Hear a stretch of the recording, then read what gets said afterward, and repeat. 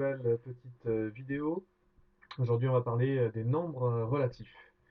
Alors, le but étant aujourd'hui de les comparer, ces nombres relatifs, et donc de savoir entre deux nombres, voilà, lequel est le plus grand, lequel est le plus petit, etc., etc.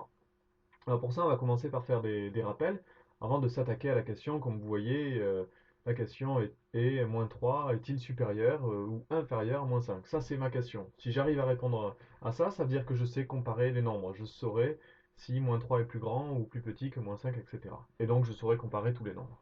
Alors pour ça, on va faire des petits rappels. Alors déjà, nombre relatif, qu'est-ce que c'est, hein? Un nombre relatif, ils sont composés des nombres qui sont positifs et des nombres qui sont négatifs. C'est très simple.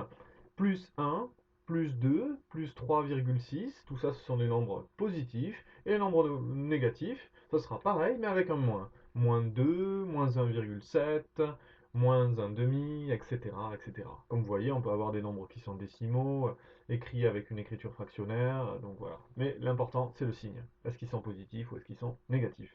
Donc les relatifs, à l'intérieur, il y a les positifs et les négatifs. Ok, on peut continuer.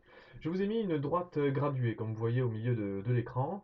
Alors une droite graduée, qu'est-ce que c'est? C'est défini par un sens, vous voyez la flèche. Ici, ça va de la gauche vers la droite. Il faut une origine. En général, on la note O, comme la première lettre de origine. Et O, donc, c'est l'abscisse 0. L'abscisse, c'est quoi? C'est le nombre qui permet de repérer un point, justement, sur une droite. Donc vous voyez, les nombres sont écrits en dessous. Et en général, on écrit les points représentés par des lettres au-dessus de la droite. Ensuite, il me faut quoi? Il me faut donc un sens, l'origine et puis une unité. L'unité, c'est donc l'écart entre les deux premières graduations, donc entre le 0 et le 1.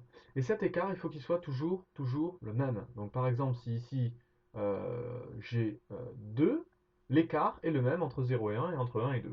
Ça, c'est important. Il faut que l'écart soit respecté. Ok, voilà une droite graduée. Alors, par exemple, j'ai placé un point A, vous voyez que le point A est d'abscisse 1, et on peut le noter comme vous voyez écrit sur la gauche, A, entre parenthèses, 1. Ça veut dire que le point A est d'abscisse 1, et donc ça permet, si je sais son abscisse, je peux repérer le point A sur la droite.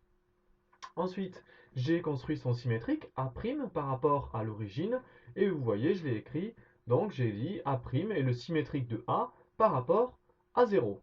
Et donc j'ai dit, donc, A', A pour abscisse, moins 1. J'ai écrit A', entre parenthèses, moins 1. Vous voyez, l'écart entre 0 et 1, je le reproduis de l'autre côté, c'est le même, et je gradue de l'autre côté, attention, vous voyez que de la gauche de 0, je gradue avec les négatifs. Et oui, j'ai les nombres négatifs qui sont à gauche de 0.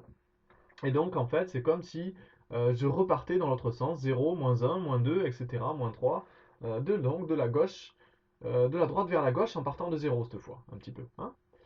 Ok, et j'ai fini par rappeler, on peut dire que moins 1 est l'opposé de 1. On avait fini notre cours en disant ça. On avait défini donc des opposés. Qu'est-ce que c'est que deux nombres relatifs opposés? C'est des nombres qui ont la même distance en divisé à 0, c'est-à-dire que l'écart entre l'abscisse, donc moins 1 et 0, vous voyez que c'est un écart de 1, et l'écart entre l'abscisse du point A qui est 1 et 0, on a aussi un écart de 1. L'écart est le même, donc on dit que les nombres moins 1 et 1 sont opposés. Tout comme, par exemple, moins 3 est l'opposé de 3. Moins 3 est l'opposé de 3. Oui, parce que l'écart entre moins 3 et 0 est de 3, et l'écart entre donc 3 ou plus 3, hein, en général, le plus, on ne le met pas toujours, hein, c'est pour aller plus vite. Donc l'écart entre 0 et plus 3, c'est aussi un écart de 3. On dit que donc l'opposé de moins 3, c'est plus 3. Et on peut aussi dire que l'opposé de plus 3, c'est moins 3. Hein, d'accord? C'est assez simple ça. Ok, donc voilà, on avait fini par définir les opposés. Et là, on arrive à la question, donc, comment comparer les nombres relatifs? Eh bien, moi, je vais vous dire que pour les comparer, on va commencer par déjà les placer les abscisses qui correspondraient à des points, hein, sur la droite graduée.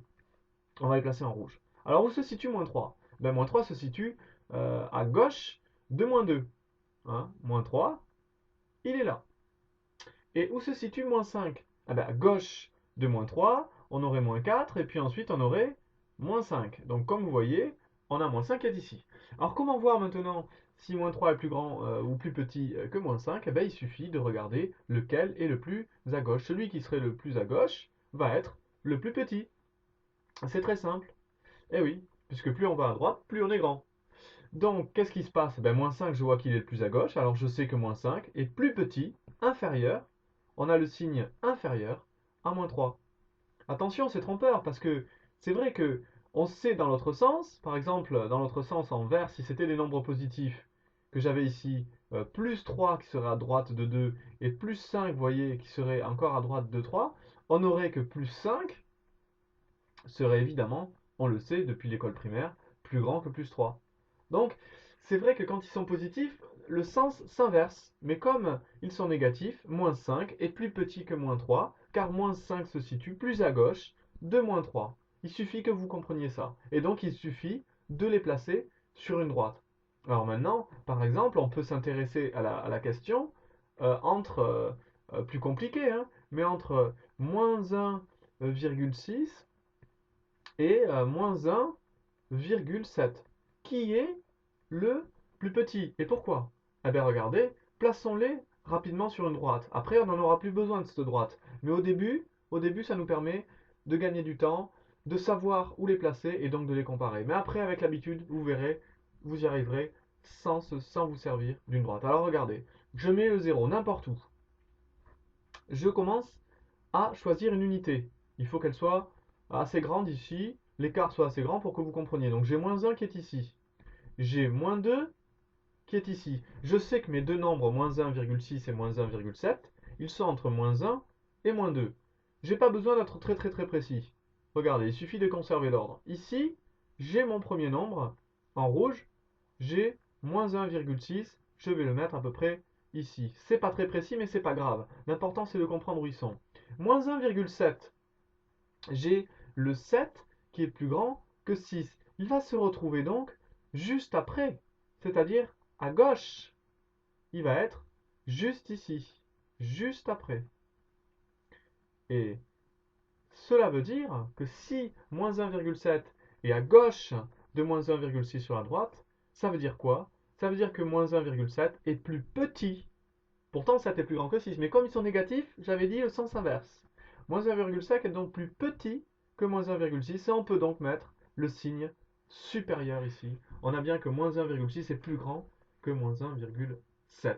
Et bien voilà, vous savez comparer des nombres relatifs, qu'ils soient positifs ou négatifs. Il vous suffit donc de les placer sur une droite et puis de regarder celui qui est le plus à gauche pour savoir celui qui est donc le plus petit. Vous pouvez ainsi ranger une liste de nombres, etc., etc., et faire tout type de comparaison. Voilà, je vous dis au revoir, à une prochaine vidéo.